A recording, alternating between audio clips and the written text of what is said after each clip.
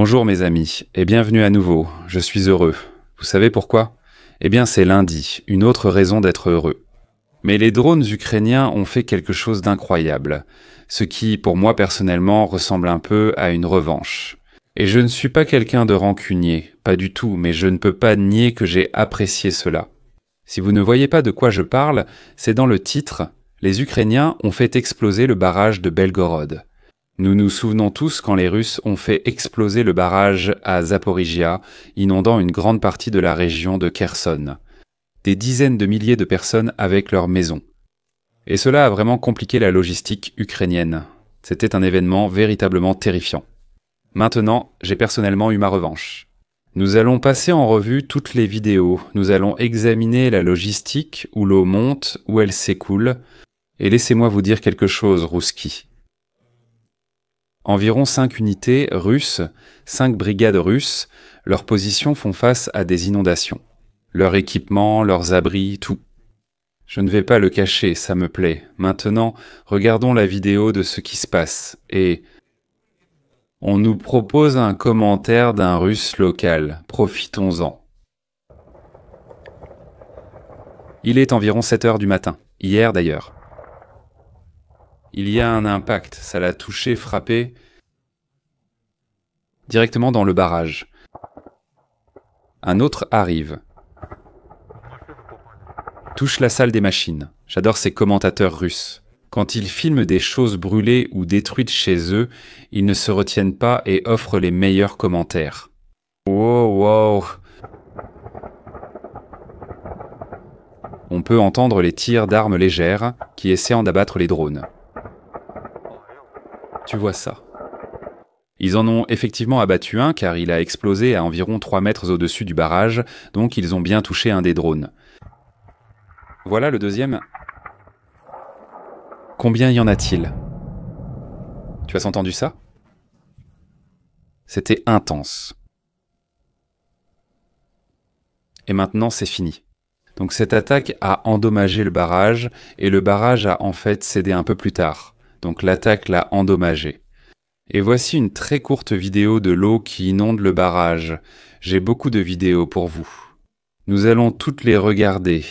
Tout d'abord la carte. Voici l'Ukraine, voici le barrage. Il vaut mieux utiliser cette carte, je pense. Laissez-moi dézoomer un peu pour que vous sachiez où nous sommes. Voici la zone au nord de Kharkiv, dans l'oblast d'Ukraine, occupée par les Russes. Laissez-moi dessiner quelque chose. Voici les deux zones occupées par la Russie. Plus précisément, Vovchansk, ce petit village ou cette petite ville ici, dont les Russes occupent environ 1/3 et les Ukrainiens 2/3. Et Sversky Donetsk, l'un des canaux, l'une des petites rivières, passe par là. Donc, lorsque ce barrage, laissez-moi zoomer sur le barrage pour vous. Voyez, ce barrage ici s'est rompu. L'eau a commencé à déferler à travers le canal très étroit de Sversky Donetsk. Et elle est descendue ici, inondant toute cette zone. Bon, pas comme ça, comme je fais le cercle, mais l'eau était plus ou moins dans cette zone, et il y a eu des inondations dans cette zone. À Vovchansk aussi, c'est une façon très générale de montrer cela. Le point, c'est que ces unités, comme le 82e régiment de fusiliers motorisés, ils apparaissent sur cette carte, mais en réalité, ils contrôlent toute cette ligne de front avec des positions tout le long. Et tu vois où va ce plan d'eau. Donc toute cette zone, ce sont leurs abris, leur équipement est sous l'eau. Et ce n'est pas la seule unité, il y a beaucoup d'unités comme ça. Je veux en fait te lire la liste des unités. Nous avons les positions des unités de la 6e armée russe, du 44e corps, d'armée, des 128e, 116e, 68e et 136e brigades qui sont menacées d'inondation. Maintenant, ce ne sera pas comme une énorme vague hollywoodienne qui inonde tout. L'inondation est aussi causée par la montée progressive de l'eau. Vos tranchées, vos abris, vos munitions, votre nourriture, vos armes, tout ce que vous avez. Donc ça rend leur vie un véritable enfer. Ils ne vont pas se noyer ou quoi que ce soit, mais ils ne peuvent pas se battre dans ces conditions. Ce qui est merveilleux. Laissez-moi aussi lire ce qu'a dit le gouverneur de Belgorod en Russie à ce sujet. Après la frappe ukrainienne, le barrage du réservoir de Belgorod a été détruit, pas simplement endommagé, mon pote. Ne mentez pas. Nous savons que l'ennemi peut attaquer à nouveau et détruire le barrage, déjà endommagé. Nous le voyons dans une vidéo. Si cela se produit, il y aura un risque d'inondation de la plaine fluviale depuis la région de Kharkiv et de plusieurs rues dans nos villages où vivent environ 1000 habitants. Je ne veux pas que les civils souffrent. Mais une partie de moi, je veux dire, je couvre cette guerre. J'ai couvert quand les Russes ont détruit le barrage qui a provoqué l'inondation. Kherson. Je suis en partie très heureux en ce moment. Nous proposons donc un hébergement temporaire dans des points d'accueil à Belgorod, Yada Yad. Ce que je veux vous lire, c'est le gouverneur de Belgorod admettant que leurs soldats sont submergés. Regardez ça, selon des sources papales dans le village de Krafovka, district de Shebetkinsky. Et plus loin sur la rivière Siversky Donets, la rivière où j'ai remarqué la direction de l'eau a inondé les abris où se trouvaient dans les soldats. Oh mon Dieu, c'est tellement triste. Très bien, voici une autre séquence pour vous de l'eau qui se précipite à travers le barrage. Il y a un joli petit tourbillon ici, le tourbillon de la vengeance. J'aime ça et j'en profite, je le ferai. Voici l'avis du gouverneur de Belgorod, Russie. Maintenant, je vais vous présenter un rapport du 16e corps d'armée ukrainien de la région. Aujourd'hui, la situation ne favorise plus les Russes. Après l'attaque contre le barrage de Belgorod, ce dernier a commencé à fuir de l'eau. Selon les médias russes, en une seule journée, le niveau de l'eau dans le réservoir a baissé d'1 mètre. Comme on dit, l'eau est entrée dans la maison, ou plutôt dans le canal ou la rivière Sversky Donetsk. Des rapports signalent déjà l'inondation d'abris russes. Incroyable. Mais le principal, c'est que la logistique ennemie devient nettement plus compliquée. Les feuilles sont aussi tombées des arbres. Ainsi, les unités qui ont réussi à traverser le Sversky Donets se sont retrouvées en fait coupées dans des forces principales. Nous attendons le réapprovisionnement du fonds d'échange. Oui, cela se produit dans certaines zones. Laissez-moi essayer de tout redessiner. Vous voyez, voici le canal Sversky Donetsk. Il est massivement inondé. La plaine inondable, d'accord. Les 2 rives de cette rivière ont maintenant monté, donc à peu près toute cette zone est inondée. Comme vous pouvez le voir, certaines unités russes sont maintenant encerclées dans cette zone parce qu'elles ont ce petit canal au nord et ce canal Sversky Donetsk inondé à l'ouest d'elles. Alors que font ces unités russes dans cette zone, je ne sais pas. Ça m'est complètement égal. J'espère vraiment qu'ils se rendront. Pour reconstituer le fonds d'échange selon le 16e corps d'armée ukrainien. Comme vous voyez, je m'amuse.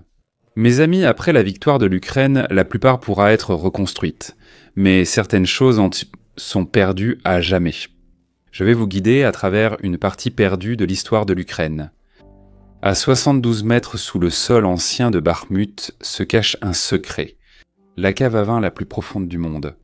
Ici est né l'art du vin, façonné par des techniques transmises aux brasses de génération en génération. Le vin d'art est plus qu'un vin pétillant, c'est un rare morceau d'histoire. Le 24 février 2022, la Russie a envahi l'Ukraine et pendant toute une année, les courageuses troupes ukrainiennes ont défendu Bakhmut lors des combats les plus sanglants de toute la guerre. Mais en mars 2023, Prigojine, avec son groupe Wagner, est entré dans la ville. La maison de Artvin est tombée entre les mains des envahisseurs. Les forces Wagner ne cachaient pas leur présence. Vous pouvez voir l'officier qui n'en croit pas ses yeux. Quel trésor ils viennent de découvrir, Vin mousseux Artvan. Il vieillit pendant des années et tout au long de ce processus, de la musique classique était diffusée. À la stupéfaction des occupants, elle jouait encore lorsqu'ils ont mis les pieds dans ces caves. Vous pouvez l'entendre vous-même. Écoutez.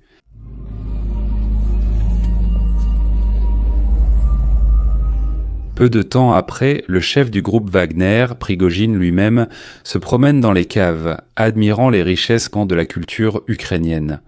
Prigojine, alors qu'il volait des bouteilles, a raillé les femmes ukrainiennes pour la journée de la femme en écrivant un message de félicitations sur une caisse. Pendant que son équipe chargeait le vin mousseux à emporter, il semblait que ce morceau d'Ukraine était perdu, mais ce n'était pas le cas.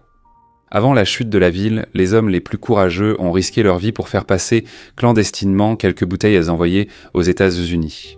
Ces dernières bouteilles provenant des caves de Bakhmut portent le courage et la résilience des troupes ukrainiennes qui ont défendu la ville, certains jusqu'au bout. Aujourd'hui, en 2025, l'Ukraine tient bon, innove, crée ses propres missiles et riposte contre la Russie. Cette innovation se manifeste dans le missile Flamingo, rose comme le vin mousseux rosé brut d'Artwin. Alors que le Flamingo détruit les raffineries de pétrole russe, ces dernières bouteilles d'Artwin attendent quelqu'un qui apprécie leur histoire. C'est vous. Vous avez vu la souffrance et la résilience du peuple ukrainien. Deux parties dans cette vidéo. Tout d'abord, les services de renseignement ukrainiens rapportent que Poutine a donné une nouvelle directive politique. Un ordre qui ne peut pas être désobéi et qui entraînera d'énormes pertes pour les Russes. Mais si Poutine l'a dit, il l'a dit. Et nous voyons déjà les résultats directs de cet ordre. Tout ordre. Quel est l'ordre que je cite ? Poutine a ordonné aux forces armées russes de prendre Bakrovsk d'ici la mi-novembre. C'est dans 2 semaines, mais il pleut, tout est boueux, les blindés n'avancent pas vraiment. Donc ça donnera de très bonnes vidéos, je te montrerai plus tard. Et la Russie n'épargnera ni personnel ni équipement dans cette direction. Cette information est diffusée sur la base des renseignements ukrainiens. Selon l'état-major général des forces ukrainiennes, environ 300 soldats russes se sont déjà infiltrés à Bakrovsk. Vous voyez, c'est la mauvaise nouvelle. Les Russes ont été repérés par des drones ukrainiens et les combats se déroulent dans le centre-ville. À Bakrovsk, je dois détruire certaines idées. Les gens pensent qu'il y a une ligne de front rigide. Ces maisons sont ukrainiennes, celles-ci sont russes. Mais non. À Bakrovsk, c'est très chaotique. Une maison contrôlée par les Russes, une maison par les Ukrainiens. Et elles sont mélangées comme ça. Partout dans la ville. Il n'y a pas de ligne de front rigide dans la ville, c'est... tout le monde partout. Situation vraiment folle. Tu n'as aucune idée d'où passe la ligne. Tu peux être entouré par les Russes, eux-mêmes entourés par les Ukrainiens. C'est comme un gros oignon de combattants, on enlève couche après couche de combattants dans différentes maisons, dans différentes caves. Certains groupes russes qui s'infiltrent attendent des semaines dans la cave avant de sortir se battre. Donc il est presque impossible de dire quelles zones sont contrôlées par qui. On ne peut le savoir qu'en voyant si la personne à côté est un ami. La situation à Bakrovsk est vraiment folle. Donc oui, les Russes sont à Bakrovsk, c'est vraiment grave. Mais au nord de Bakrovsk, près de Tchakova, je veux vous montrer ce qui s'est passé, là où Poutine donne l'ordre de charger, disent les commandants. Mais il y a de la boue partout. Les véhicules blindés resteront coincés dans la boue, ils sont inutilisables. Mais les gars de Moscou, les ordres du général tombent et disent « chargez parce que Poutine l'a dit ». Donc, il y a 2 jours, le 25 octobre, les Russes ont lancé 16 véhicules blindés dans la zone de Tchakova. Et je veux vous montrer ce qui leur est arrivé. Je veux dire, je ne vais pas vous montrer toute la vidéo. Mais voici une route menant à Tchakova, qui est contrôlée par les Ukrainiens, et les Russes essaient essentiellement de la prendre. Alors ils avancent sur cette route. Désolé, cette route est difficile à voir, mais de chaque côté, il y a des fossés d'environ 10 mètres de large. 5 véhicules blindés russes, Rampak, sont entrés dans l'un de ces étangs de boue et sont simplement restés là, prenant un bain, se relaxant par cette belle journée ensoleillée. C'est exactement comme ça. 5 des véhicules, c'est-à-dire l'équivalent d'un peloton de soldats, sont simplement restés coincés dans un étang. Les soldats ont fui. Les drones ukrainiens ont fini le travail. Nous avons une localisation. Parfait. Donc voilà la route, voilà les étangs. Vous pouvez voir ces véhicules juste ici. C'est Tchakova et voici Mayak. Les Russes, eux, ont frappé à travers Mayak. Et à Pinkivka, près de Pinkivka, c'est là que ce peloton de soldats prenait un bain. Parce que Poutine l'a ordonné. Pour illustrer ce que représente la pluie et la saison de la boue en Ukraine, car le pays est très agricole, ce qui veut dire que ce sont des champs de terre, et s'il pleut, alors ces champs se transforment en boue. Donc voici un soldat ukrainien qui revient de une patrouille avec son quad, et on ne peut même pas voir le soldat sous toute la boue. Je veux dire, ce n'est que de la boue, c'est son armure de boue. Donc oui, tout ce qui traverse les champs ukrainiens en ce moment va finir comme ça. Je suis donc content que Poutine ait ordonné à l'armée russe de prendre Pokrovsk sans se soucier du coup. 2 semaines, ce sera mauvais pour eux. D'accord, donc avec tout ça, les blindés échouent, mais l'infanterie ne faillit pas. L'infanterie russe pénètre facilement dans ces villes. Je parle. Kupiansk et Bakrovsk, ils sont à Bakrovsk, mêlés aux Ukrainiens, dans différentes maisons, différents sous-sols, différentes forces. Situation folle, mais nous recevons aussi ce type de vidéo. Voici du matériel russe en train de brûler dans l'un des entrepôts à Bakrovsk. Et voici des troupes russes qui disent que tout ce qu'ils ont envoyé à Pokrovsk a été détruit par des drones ukrainiens. Ce sont en fait des troupes russes, à Pokrovsk, qui font cette vidéo, demandant des dons aux civils et aux gens restés au pays parce qu'ils ont perdu tout leur équipement. Donc oui, ce n'est pas une très bonne situation. Et comme vous pouvez le voir, ils sont blessés. Donc la situation évolue vraiment très rapidement. Les sous-sols et les maisons changent de main plusieurs fois par jour. Et tu ne sais pas qui est là parce que la personne qui était là il y a 1 heure n'y est peut-être plus. C'est une situation de combat urbain très chaotique. Les commandants ukrainiens ont expliqué que leur armée, au cours des 3 dernières années, a organisé sa défense autour de ses grands points forts, Avdiivka, Bamut, Kupiansk, Pokrovsk. De grandes villes, n'est-ce pas? Relativement grandes. Mais le paradoxe, c'est que les commandants ukrainiens disent maintenant qu'il est beaucoup plus facile de défendre de petits villages, des lignes d'arbres et des lignes défensives à l'extérieur des villes. Parce que c'est désertique. Vous savez, même les arbres ont perdu leurs feuilles. On peut voir les blindés approcher à 2 km, on peut voir l'infanterie, et c'est bien pour les détruire. En zone urbaine, au contraire, comme à Pokrovsk, où différentes maisons sur la même rue abritent des armées différentes, c'est beaucoup plus difficile. Aucun fil piégé, aucun fossé anti-char, aucune dent de dragon.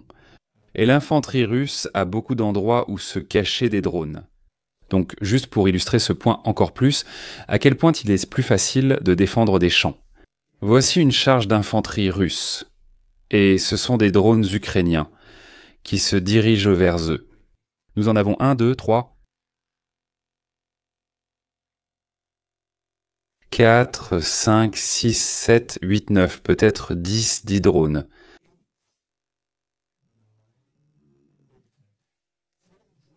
C'est saturé ici. Ils sont partout comme des moustiques, prêts à éliminer tout un peloton. Je suppose. Il y a tellement de drones dans le ciel, je ne sais pas si je peux vous montrer. La musique est cuivrée probablement, mais oui. Cela illustre que ces mêmes drones ne feraient pas autant de dégâts dans une ville que dans un champ ouvert. Aussi, en parlant de Pokrovsk, laissez-moi vous montrer la topographie de la région. Ici se trouvaient les années Bunny. Vous voyez de quoi je parle. L'offensive russe ratée de Tobropilia qui a maintenant été liquidée à Chassiviar. Eh bien, vous pouvez voir ces lignes sombres. Ici, ce sont des vallées et le reste, c'est un terrain surélevé. Maintenant, ce n'est pas un changement de hauteur énorme, mais c'est quand même suffisant pour que si vous êtes en hauteur, votre artillerie soit plus précise. Quand les Russes contrôlent les hunters, leur artillerie est plus meurtrière. Inversement, quand ce sont les Ukrainiens, leur artillerie l'est aussi. Dans la vallée, on devient une cible de partout. Personne ne veut s'y trouver. C'est pourquoi les assaillants russes essaient de sortir de ces zones parce que, par exemple, il s'agit de l'encerclement nord. Mais la zone inférieure que vous voyez ici, elle se trouve dans une vallée. Ils veulent sortir de cette zone. Ils poussent très fort, mais ils n'ont pas réussi à le faire. C'est pourquoi ils subissent donc d'énormes pertes. Dans ce saillant nord de Pokrovsk, les oreilles de lapin sont apparues. Je veux vous montrer quelque chose que je n'ai vraiment jamais montré. Voici des Russes frappant un système de défense aérienne IRIST ukrainien. Sauf que non. Non, ils ne le font pas. C'est un leurre. Mais voici une vidéo russe destinée au public russe, affirmant qu'il s'agit d'un système de défense IRIS-T à 50 millions de dollars détruits. Eh bien, laissez-moi vous montrer la vidéo. Voici les Russes en train de le localiser. D'accord, ils ont foncé dessus. Voici les conséquences. Pas encore, attendez, voilà le résultat. Tout est zone détruit. C'est du contreplaqué, regardez. C'est juste un leurre. Pas de flamme, pas de feu, rien du tout. Et à l'avant, il y a un crochet, parce que ces leurres n'ont pas de moteur, rien du tout. Ce ne sont que des leurres en contreplaqué. Donc ça a été remorqué ici par un quad ou un camion.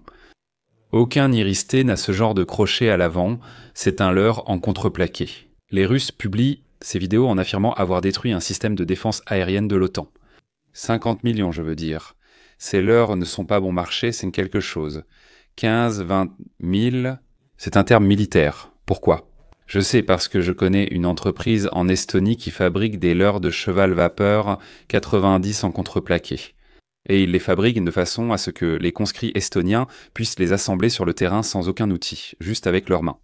C'est une façon spécifique de concevoir ces leurres, donc nous allons les assembler avec vos mains. Et ils ressemblent à des cheval vapeur. 90, donc les vrais cheval vapeur, 90 ne seront pas touchés. Je suis lié à ce sujet, c'est très important. Les Ukrainiens commandent ces leurres concernant les F-16 Iris-T, missiles Patriot HIMARS. Ils ont des leurres pour tout. Contreplaqué, version de HIMARS partout sur le front. C'est ainsi que Gerasimov obtient ses chiffres de 150 systèmes High Mobility Artillery Rocket System détruits, parce qu'ils ont détruit pas mal de leurs. Tu vois l'explosion et puis il y a soudainement du contreplaqué partout. C'est un leurre. Donc, oui, ce que je viens de te dire, allons directement à Gerasimov. Donc, Poutine a visité les postes de commandement des forces du nord russes, près de Kupiansk, pas en Ukraine occupée, mais bien sur le territoire russe, bien sûr. Et Gerasimov est là pour donner à Poutine le rapport sur ce qui se passe. Poutine parle. Voici Gerasimov, très sérieux et triste. Regardez, c'est vraiment triste. Oh mon Dieu. Eh bien, il a rapporté qu'environ 5000 soldats ukrainiens sont encerclés à Kupiansk, ce qui est franchement un tas de conneries. Et il fait des rapports, j'ai vu ces rapports. Il fait des rapports périodiquement. Qu'ils détruisent des dizaines de systèmes de défense aérienne occidentaux utilisés par l'Ukraine, qu'ils abattent des F-16 et qu'ils détruisent ces systèmes d'armes de l'OTAN très coûteux, parfois même ceux qui ne sont même pas en Ukraine. Donc, dans ce cas précis, oui, 5000 soldats ukrainiens sont encerclés à Kupiansk. C'est des conneries. Très bien, mes amis, il est temps d'écorcher quelques noms. J'ai aimé ma journée car le barrage de Belgorod a été détruit. Et je vais savourer d'écorcher ces noms. Nous avons Mick, puis nous avons José Alfaro II ou Cox en Estonie.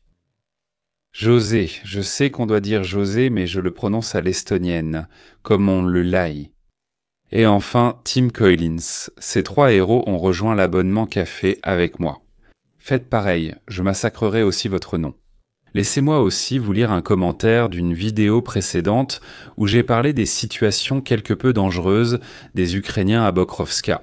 Dans le champ de Kupiansk, Maréchal III a commenté à ce sujet. C'est important pour être honnête. Mais il est aussi important de garder à l'esprit que la propagande n'est pas toujours simplement quelque chose de mauvais qu'il faut éviter à tout prix.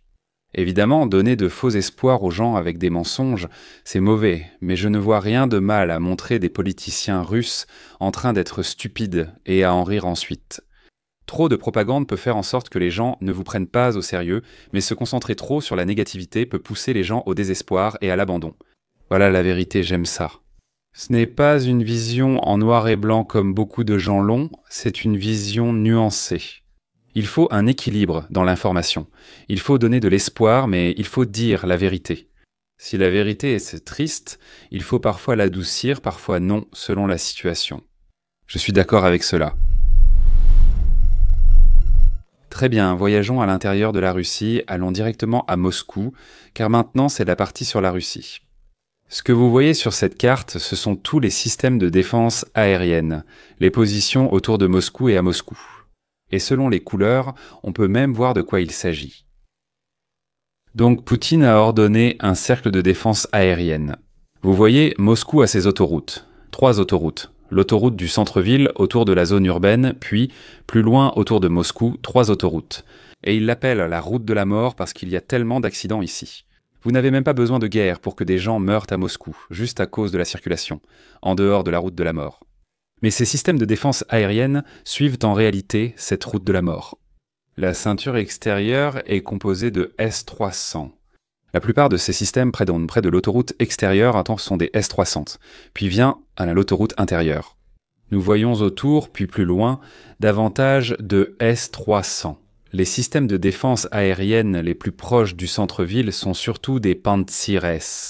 Aussi, autour de ce cercle intermédiaire, l'anneau secondaire, il y a aussi des S-400 ici, mais ils sont beaucoup moins nombreux. Ici, la plupart sont des S-300. Voilà pourquoi il manque des S-300 sur la ligne de front. Et en Crimée, par exemple, parce qu'ils sont concentrés autour de Moscou. Parce que tous ceux qui ont de l'argent ou du pouvoir en Russie vivent à Moscou. C'est noir sur blanc en Russie, c'est comme ça. Donc oui, il faut les défendre. Sinon, ils auront le pouvoir de vous évincer. Je parle de Poutine. Donc oui, ils doivent être défendus. Et vous pouvez voir qu'il y a une concentration massive de systèmes de défense aérienne. Point S-300 et S-400. Mais cela n'aide pas vraiment parce que, toujours autour de Moscou, ceci est arrivé hier, le 26 octobre. Tcherpoukov, c'est la région de Moscou. Les silos à carburant ont quand même explosé à cause des drones ukrainiens. Même avec une telle concentration de S-300, S-400 et Pantsires, les silos à carburant explosent quand même. C'est quoi ce délire? Si ça ne les protège pas, rien ne le pourra, et ça empire. Cela vous montre ce qu'ils ressentent, à quel point ils se sentent en sécurité. Au Kremlin, s'ils déploient dans des véhicules techniques ou des pick-up avec des équipes de défense aérienne mobiles juste devant les murs du Kremlin, qu'est-ce que ça vous dit? Un pays doté de systèmes de défense aérienne efficaces comme les S-300 et S-400 fonctionnerait-il ainsi? Est-ce qu'un pays comme ça ferait cela? Non, un pays qui ne fait pas vraiment confiance à ses propres systèmes de missiles doit faire cela. On peut voir, rien qu'au fait qu'ils ont ces véhicules techniques à l'extérieur du Kremlin, ce qu'ils pensent de leur propre système de défense aérienne autour de Moscou. Ils ne leur font pas vraiment confiance. Je veux maintenant vous présenter un blogueur impérialiste russe et ancien marine russe, Ivan Otrakovsky. Ce type ressemble au diable, il paraît vraiment maléfique. Mais j'aime toujours quand ce genre de gars parle de la mauvaise situation de la Russie. Ces gars-là sont à 100% russes, tellement impérialistes russes, tellement Nouvelle-Russie, Ruskimir. Ils sont tellement ancrés dedans que s'ils disent d'autant la vérité à ce sujet, alors vous pouvez être sûr que c'est fiable, parce qu'ils essaient de sauver leur pays. La situation État est tellement mauvaise qu'ils ne peuvent plus propager la propagande. C'est pourquoi j'aime toujours obtenir ces informations de sources russes internes. Je le cite. La réduction de la production a commencé dans les usines appartenant au complexe militaro-industriel russe. Regardez le complexe militaro-industriel russe. Ils sont censés avoir tout l'argent, ce sont eux qui ne sont pas censés réduire la production, ce sont les civils qui sont censés souffrir. Mais non, même maintenant, la situation change. Ce secteur a été le principal moteur de l'économie russe depuis le début de la soi-disant opération militaire spéciale, grâce à des milliers de milliards de roubles alloués par le biais des commandes de l'État. Pour la première fois depuis lors, l'industrie de la défense fait face à une stagnation ou une contraction, comme le confirment les données d'Eurostat. Ceci résulte de la politique de refroidissement d'une économie surchauffée menée par la Banque centrale avec le soutien total du gouvernement russe. Cet homme n'est pas content. Regardez son visage. Mais oui, un impérialiste russe pur sang, à 100%, dit la vérité sur la stagnation du complexe militaro-industriel russe. J'aime voir ça venant de ce genre de sources, parce que je sais que je peux leur faire confiance car ils essaient vraiment de sauver la Russie. Ils ne vont pas réussir à ce niveau-là. Donc tout cela, ce sont des signes d'un affaiblissement du pouvoir central et d'un affaiblissement du pouvoir central en Russie. Un affaiblissement de Vladimir Poutine ou du Kremlin entraîne la montée des bandes criminelles et de leur pouvoir. Cela signifie que les différents groupes autochtones en Russie, dont il y en a beaucoup, vraiment beaucoup, gagneront en pouvoir et, sans se révolter, lutteront davantage pour leurs droits, agissant avec plus d'audace. Et un symptôme de cela au Kremlin, c'est que Poutine est vraiment paranoïaque. Il a peur d'un coup d'État. Lorsque le pouvoir central russe s'affaiblit, il y aura un coup d'État. C'est ainsi que le pouvoir change en Russie, et il change toujours. Quand le pouvoir central s'affaiblit, il est en train de s'affaiblir maintenant. Ils attendent donc un coup d'État, car c'est ainsi que fonctionne la Russie. C'est comme ça qu'ils ont toujours fonctionné, depuis la nuit des temps. Alors, comment sais-tu qu'ils s'attendent à un coup d'État? Eh bien, parce qu'il y a une paranoïa massive et ils s'accusent les uns les autres. C'est ici que ça commence, les accusations. Le service fédéral de sécurité a déjà accusé le comité antimilitaire russe d'avoir tenté un renversement violent du pouvoir d'État, ce que même les experts russes qualifient de nouvelle paranoïa du Kremlin. Les analystes pensent que Poutine essaie désespérément de discréditer toute opposition et présente l'Occident comme l'instigateur des problèmes internes, pour détourner la population de la grave crise sectorielle qui existe déjà en Russie. Et juste pour illustrer, l'un des symptômes que j'ai mentionné concernant l'affaiblissement du pouvoir central est cette vidéo de vidéosurveillance qui est sortie il y a 2 jours à Saint-Pétersbourg. Sympa le Gévaudan, mais ceci est un enlèvement, des gangs criminels, le crime organisé. Qui qu'ils soient dans des groupements, ils enlèvent le député de la Douma Vyacheslav Makarov. Après quoi, il a été séquestré et battu jusqu'à ce que l'argent soit transféré. Un incident comparable est récemment survenu à Andrei Mostovoï. Ces choses arrivent, plus ils travaillent, plus les malfaiteurs gagnent de l'argent, plus cela se produit. En Russie, cela arrive toujours quand le pouvoir central s'affaiblit, comme dans les années 90 ou lors des transitions de pouvoir. La même chose s'est produite. C'est un symptôme d'une période de transition, et je ne me réjouis pas que des gens soient enlevés. C'est vraiment grave, mais je suis content de voir qu'il y a des signes d'une période de transition en Russie. Un autre symptôme, c'est l'incendie criminel. Cela dure depuis un certain temps déjà. Laissez-moi vous montrer une vidéo de compilation.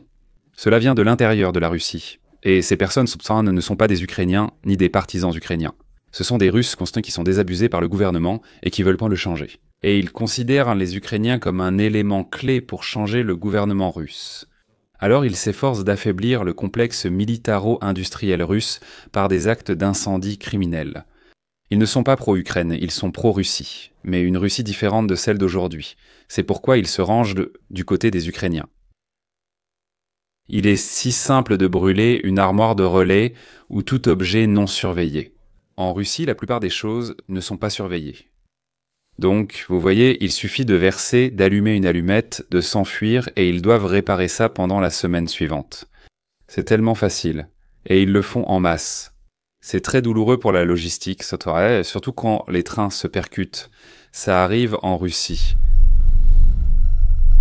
Et je vais terminer la vidéo d'aujourd'hui avec des nouvelles internationales de Lituanie.